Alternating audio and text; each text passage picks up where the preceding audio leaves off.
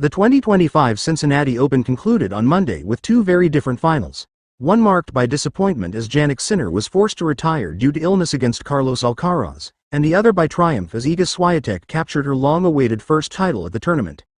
Sinner's struggles hand Alcaraz the title just over a month after defeating Carlos Alcaraz in the Wimbledon final to win his second Grand Slam of the year. World number 1 Jannik Sinner returned to face his rival in another marquee showdown.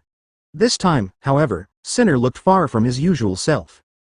From the opening game, played under a sweltering 88-degree sun, the Italian appeared physically unwell and unable to produce his characteristic power and precision. His serve faltered, his footwork lacked sharpness, and his energy seemed depleted. Alcaraz, sensing the opportunity, immediately seized control. Sinner double faulted early, fell into repeated 40-0 deficits, and by the fifth game had already been broken 3 times. Trailing 5-0, he called for ice during a changeover, but moments later he informed the umpire he could not continue. The retirement stunned the Cincinnati crowd, many of whom had come expecting another thriller between the world's top 2 players. Yet Sinner showed sportsmanship by remaining for the trophy presentation, where he addressed his condition.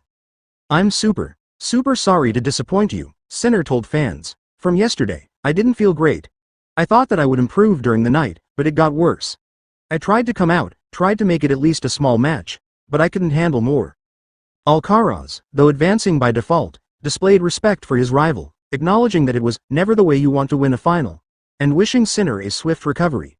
The Spaniard, who continues to chase his own Grand Slam ambitions, now heads to the US Open with added momentum.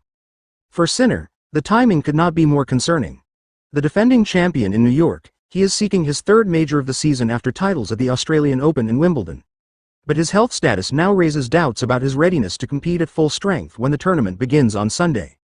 Swiatek conquers Cincinnati at last on the women's side. World number 3 Iga Swiatek finally added Cincinnati to her growing resume